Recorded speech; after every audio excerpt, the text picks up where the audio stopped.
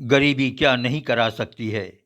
गरीबी आदमी को चोर बना सकती है, डकैत बना सकती है, आतंकवादी बना सकती है, खूनी और कत्ली भी बना सकती है।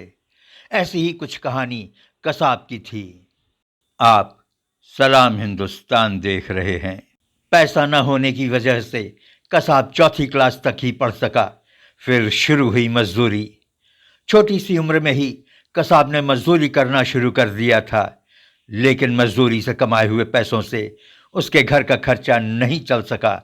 वजह, कभी मजदूरी मिलती थी तो कभी नहीं।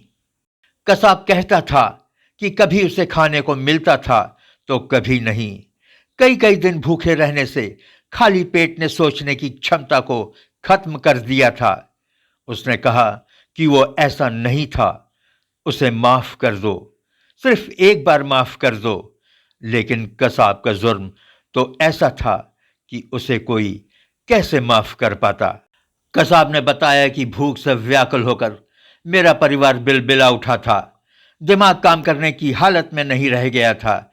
इसी दरमियान उसके पिता आमिर ने एक दिन उसे गरीबी का हवाला देते हुए उसे जकीरुर रहमान से मिलवाया था। कसाब के पिता ने उसे जकीरुर रहमान से क्या मिलवाया कि मजदूरी करने वाला यह शख्स खूंखार आतंकवादी बन गया और उसने 26 नवंबर को मुंबई ही नहीं पूरे हिंदुस्तान को हिलाकर रख दिया। इंसानियत को नेस्त नाबूद करने वाले इस आतंकी ने लोगों की इतनी नफरत बटोरी कि आज़ाद हिंदुस्तान में ऐसा कभी देखने को नहीं मिला था। हिंदुस्तान की आर्थिक राजधानी पर सबसे बड़ा आतंकी हमला। लश्कर-ए-तैयबा के 10 आतंकवादियों ने मुंबई के ताज यानी कि ताज होटल और कई जगहों पर हमला किया था और इस हमले में 166 लोग मौत की नींद सो गए थे। मुंबई ऐसे भयानक खौफनाक मंजर से गुजरा था कि देखने वाले कहते हैं कि वो पागल नहीं हुए, बाकी सब कुछ हो गया।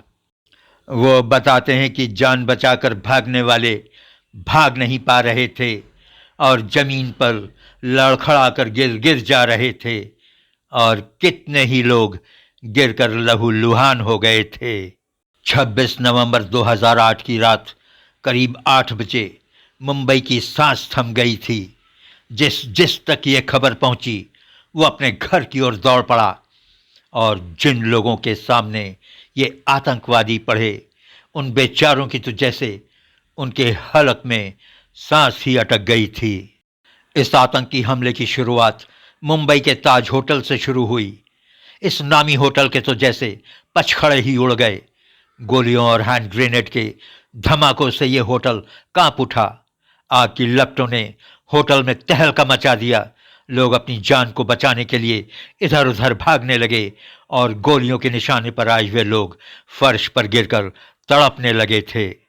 AK-47 की गोलियों और बमों के बीच में सुरक्षा कर्मियों ने अपना जौहर दिखाते हुए 9 आतंकवादियों को मार गिराया। लेकिन तब तक मुंबई के ताज होटल को बहुत नुकसान पहुंच चुका था। 166 परिवार ने अपने अजीजों को खो दिया था। कसाब जिंदा पकड़ा गया था। पकड़े जाने और पूछने पर कसाब ने बताया था कि ट्रेनिंग देने वालों ने उसे भरोसा दिलाया था कि ये काम भले खतरे वाला है तो क्या, ये काम बहुत नेक काम है। तुम अपने कौम और अपने अल्लाह के लिए ये काम करने जा रहे हो। इससे तुम्हारे परिवार की इज्जत तो बढ़ेगी ही, उनको हमारी तरफ से लाखों रुपए भी दिया जाएगा। मुंबई में यह आतंकी हमला 3 दिन तक चला था। मुंबई दहल उठा था। इंसानियत रो पड़ी थी। कसाब ने बताया था कि पहले दिन उसने 2.5 मैगजीन खाली कर दी थी। उसने बताया था कि पाकिस्तान में उसके आकाओं ने उससे कहा था कि जब तक तुम जिंदा रहो लोगों को मारते रहना। ये बोलते हुए कसाब फूट फूट कर रोने लगा। शायद इतने लोगों को मारने का उसे पछतावा हुआ होगा। बताया जाता है कि जब पुलिस ने उसे पकड़ा था तो वो 1 घंटे तक रोता रहा था। उसने दया की भीख मांगी थी और उसने कहा कि उसे एक बार माफ कर दिया जाए। उसने बोला कि ऐसा करके उसने बहुत बड़ी गलती की है और उसको उसका अल्लाह कभी माफ नहीं करेगा। मई 2010 में कसाब को विशेष अदालत ने फांसी की सजा सुनाई। 2012 में सुप्रीम कोर्ट ने उसकी अपील को खारिज करते हुए उसके मौत की सजा को बरकरार रखा और मर्सी अपील के खारिज होने पर उसे फांसी पर चढ़ा दिया गया।